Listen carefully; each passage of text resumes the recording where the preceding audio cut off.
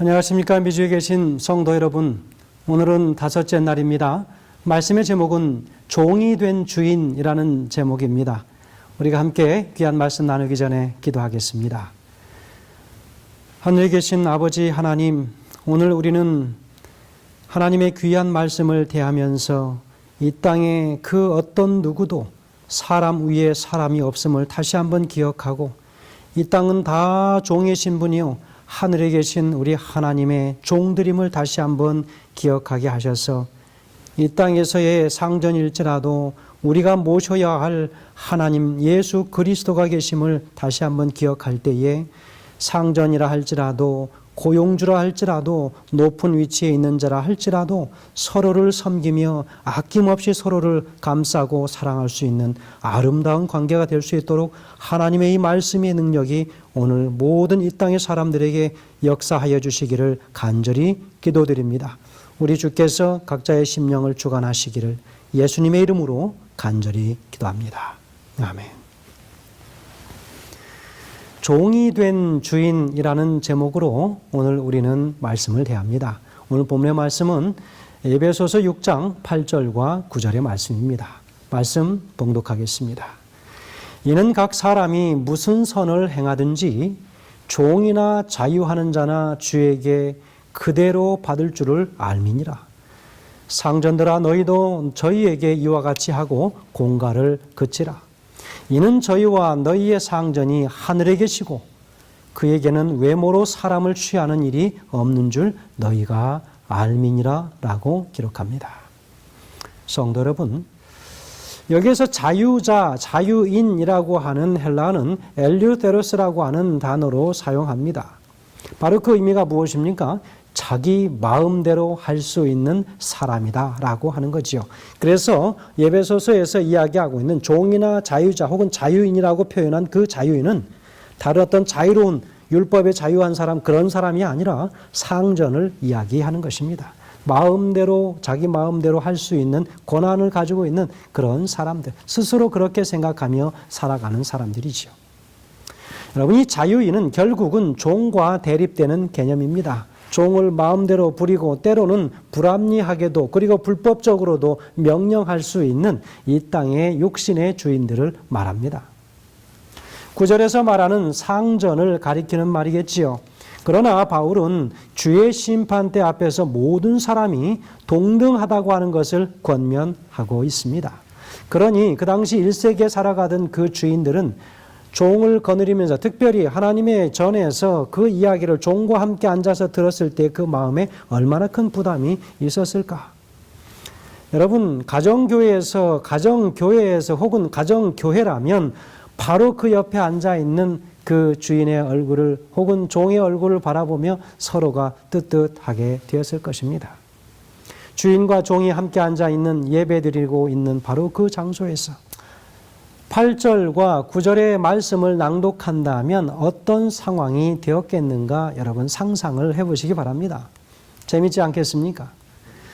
만약 제가 이 종의 주인으로서 이 바울의 권면을 듣고 있다면 상당히 당황스럽고 경고의 말씀처럼 받아들여졌을 것입니다. 왜냐하면 그 당시의 형편은 노비를 마음대로 사고 팔고 그리고 때리고 불법한 일을 명령하기도 하고 듣지 않으면 죽일 수도 있었던 그런 시대. 그들을 죽여도 아무런 법적 제재를 받지 않는 주인들이었죠. 그러나 문제는 그 주인이 교회에 와서 앉아 있다고 하는 것은 예수님의 복음을 믿는 믿음이 있었기 때문이라고 생각한다면 오늘 이 말씀은 주인에게 도전이 되겠지만 신앙적으로 감당할 수 있어야 할 것입니다. 사실 우리는 이와 같은 문제는 아닐지라도 유사한 문제들로 인해서 당혹스러운 상황에 직면하기도 합니다.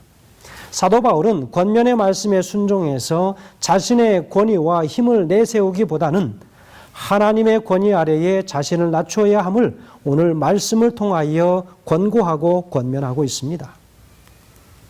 에베소서 6장 9절에서는요, 상전들아 너희도 저희에게 이와 같이 하고 공갈을 그치라.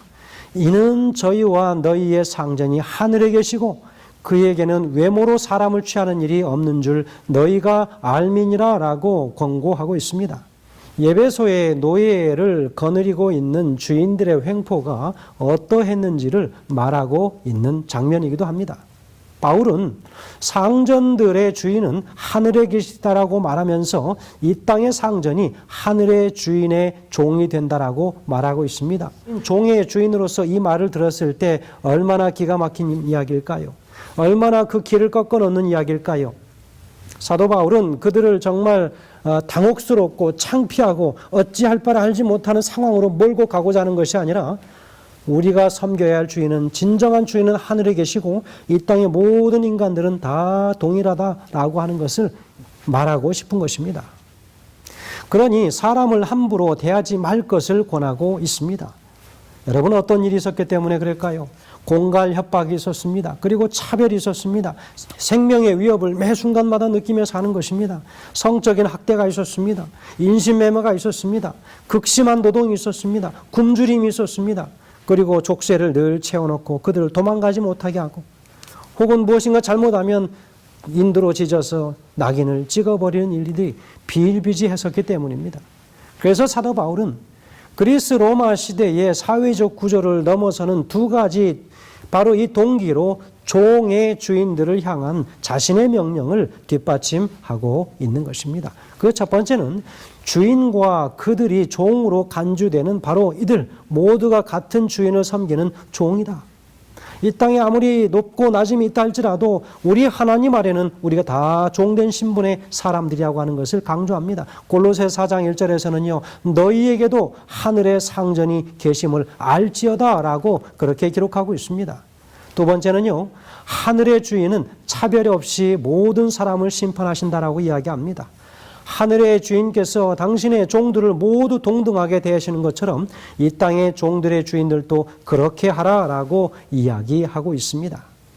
바울은 마치 인권운동가처럼 보여지기도 합니다. 그 당시에 상전들에게는 그렇게 보여졌을 것입니다. 모든 의식과 모든 예절과 행습과 모든 전통을 깨어버리는 그런 사람. 그러나 상전들을 권면하면서 노예들의 인권을 성서적으로 풀이하여 말하고 있는 것입니다. 그래서 에베소서에서 말하는 바울의 단어들을 보면 아들로 입양한다라고 하는 그런 이야기를 하고 있지요. 그리고 구속된다. 그리고 상속되어진다.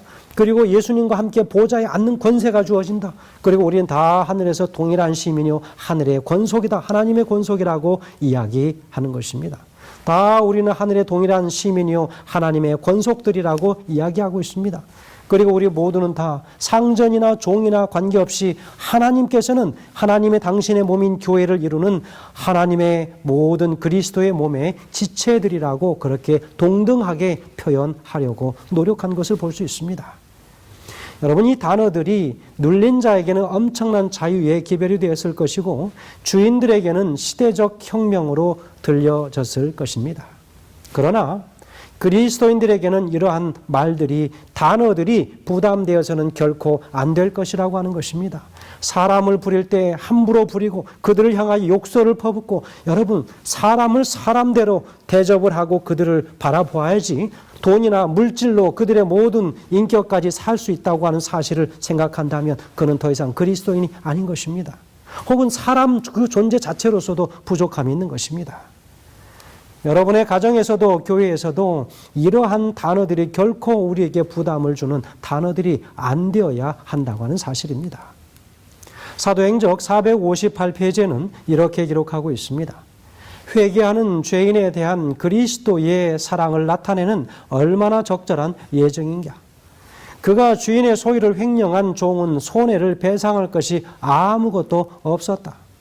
하나님에게서 여러 해 동안의 봉사를 도둑질한 죄인은 그 빚을 청산할 방법이 없다. 예수께서 죄인과 하나님 사이를 중재하셔서 내가 그 빚을 갚으리라고 말씀하신다. 죄인을 살려주소서, 제가 그를 대신하여 고통을 당하리다 라고 말씀하신다라고 기록하고 있습니다. 성도 여러분, 오늘 우리는 어떠한 자세로 다른 일을 대해야 할까요? 특별히 누군가에게 품삯을 주고 그의 노동력을 오늘 하루 샀다면, 혹은 정기적으로 그를 불러서 쓴다면 그는 와서 물론 주인에게 겸허한 자세로 낮은 자의 자리에서 일을 하려고 그에게 머리를 조아리겠지만 그것이 마치 주인에게 있어서 그것이 권위나 혹은 권력으로 느껴져서는 안 될 것입니다. 오히려 머리를 숙이는 그 노동자보다 더 깊이 머리를 숙여 자세를 낮추어서 최선을 다하여 그를 대하는, 인격적으로 대하는 그런 그리스도인들이 되시길 간절히 소원합니다. 성도 여러분, 그리하여 하나님의 교회가 이 땅에서 아름답게 섬기는 그 모습을 통하여 많은 사람들에게 예수 그리스도가 증거되어 줄 수 있게 하시기를 주의 이름으로 축원드립니다. 기도하겠습니다. 사랑의 아버지 하나님, 우리가 살아가는 모든 그 이유가 예수 그리스도의 종으로서 살아가기 위한 것임을 다시 한번 기억하게 하셔서 이 땅에 사람 위에 사람이 없음을 우리가 다시 한번 기억함으로 모든 인격들을 귀하게 바라보고 그들을 주를 대하듯 그렇게 대할 수 있도록 인도하여 주시기를 예수님의 귀하신 이름으로 간절히 기도합니다.